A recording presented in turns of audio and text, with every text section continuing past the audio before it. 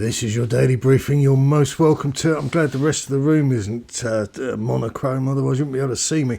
We're going to talk about Franck Kessie today. Reason being is kind of the biggest name in the frame that's doing the rounds today. I enjoy doing this stuff for the Substack, but I've got to say, one of the things that really spurs me on is it's just, and I know I should stay away from it, but you can't really keep yourself immune from it. But just all these little dweebs on social media and on platforms and forums and stuff. Oh, I think it'd be really good. Go get him. And, you know, there's no informed thought. It's just mindless aggregation. And let's spin through it. And you tell me if I'm wrong. You tell me if I've missed something here. I think perhaps the first thing we need to address with Franck is the business of his valuation. Figure of €15 million being bandied around that's been a sort of initial bid put up by Spurs. If you look around, it says on Transfer Market, which is highly reliable, that it's probably worth about 35. But if we get the graphic up here, you can see that his value has just plummeted over time, reached an all-time high of 55 million, and that was back in June 2021. So it's after the pandemic, really. So, you know, if you read the tea leaves here, and he isn't worth a lot of money. So it's another Barcelona player, Emerson Royale, coming out the gates, and who's going to be stood there waiting for him? I can't see a queue for me. And just a quick note, because again, these dweebs, they come out with, oh yeah, Antonio Conte and the other geezers cooking, just absolute time wasters. So to those clowns, Tottenham fans blessed with endless positivity, if you're expecting Conte to wave his magic wand over this particular boy, I do hope you're not the same fans that feel our current predicament and the gravity of it should be borne by Tony in terms of his team selections and tactics, are you? And this goes back to the whole thing of, you know, Conte can, you know, weave his magic. Again, professional courtesy are always going to extend to this guy's earning 15 million a year, which, let's face it, you, me and everybody we know never seen that class of money in their lifetimes. But by the same token, you know, his CV, we don't have a CV anywhere near that either. So you've got to show some respect.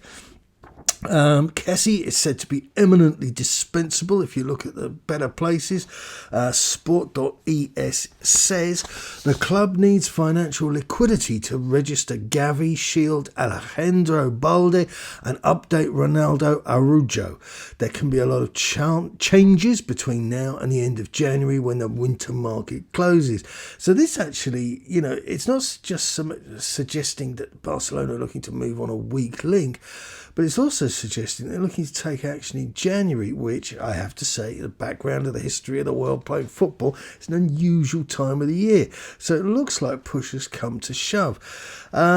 Spurs already have plenty of midfield as well. And there remains, however, a strong case for somebody who can add something to the mix. And this is where I go back to these guys again on the internet, the under-12s, whatever we call them. And they say, oh yeah, he's a power-fly Vorian, he's a bowler. He's actually not any of these things. And here we go with a graphic. Here's Kessie, our friends at Who Scored. You can see there, I've picked out of the hat, but it's a little bit more thoughtful than that. Hopefully, I picked Franck Kessie, Yves Bissouma, and Pierre-Emile Højbjerg, simply for the reason that they're both all central midfielders. You can argue over this, that, and the other. Oliver Skip is more of a defensive midfielder.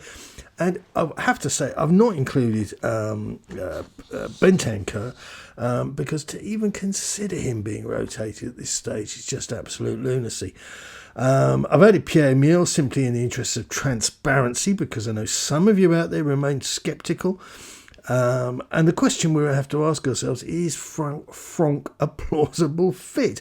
And at a glance on this information here tells us that he simply isn't.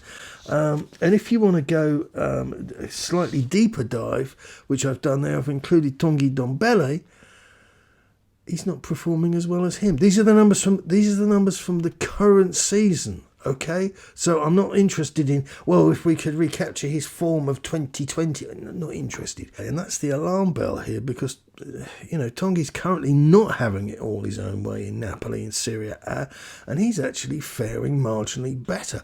I think there's a small argument, I wouldn't want to make it myself, and I'd want to revisit his wages for bringing Tongi back into the picture and hopefully offering Conte something there. Maybe there's been a falling out, who knows? We don't get told the truth, and that's another thing going back to Hotspur away. These sort of questions should be being asked by the guys in the press box. And I'll say it again because I have to do this kind of insurance phrase. I'm not looking for anybody to be rude or insulting, but just to pose questions which deserve to be asked, such as, Richarlison was a lot of money. He doesn't score many goals. Could it be that this is a similar deal to the Sissoko deal, whereby we've got a 6-year payment plan with Everton, like we had a 6-year payment plan or whatever it was with Newcastle United for Sissoko? Nobody's asked those questions. And I would ask, in relation to Tongi, straight up, who's paying his wages? Who's paying what percentage of his wages? And if he's prepared to take a cut in order that we can farm him out to somebody else, why can't he take a cut and play for us? He's the type of player, I know this is nonsense, but this is the type of player, you can't dispute it, that we could really do with. And if he's performing marginally better than Franck, and he's performing marginally better or about the same level as Basuma, sorry, I've got my notes down here, my graph down there, then I don't see the logic. If Spurs are paying him 100 grand a week, yeah, tell him, look, come back, all is forgiven, we'll give you 100 grand a week and we'll give you a really incentivised performance bonus. Make sense? I don't know. So all the uninformed mumbling that you've been listening to in respect to this player just doesn't stack up. Huge waste of your time. I think Kessie, if he's going to come to the Premier League, which I doubt because it's in a bit more harem-scarum than where he is, he's looking at going to somebody like Wolves. And I don't say that in a dismissive way. I don't dislike Wolves, but I just see that as being perhaps a more plausible fit. I'll leave you on the business of the ENIC out thing, because this has really kind of caught fire over the last few days, last few weeks, perhaps the whole of this season, truth be told. I've got to say it to you again. I repeat, you missed the boat with the whole protest thing. There was a lot of you, and I'm not going to beat you up forever about it. You know who you are, and there were a lot of you, so don't suddenly National Social, I didn't vote for the Hitler guy. You did. You watched a lot of construction videos. You got very excited. Girders, oh yeah, it was a different kind of, Rudy films for you. And you were part of the problem. You didn't think it through. So, protests, we've had some since. People that join protests tend not to be the sort of people that the rest of us take all that seriously, truth be told. And you'll recall images of fans on the pavement outside the stadium, previously opposite, holding up their bedsheets, and the tens of thousands of supporters who are going into the game just kind of, going in about their business. The only action I can suggest is that you do not attend. This would need marginal organisation, but people do these for these clap on the 10th minute because my cat died or whatever nonsense going on this week.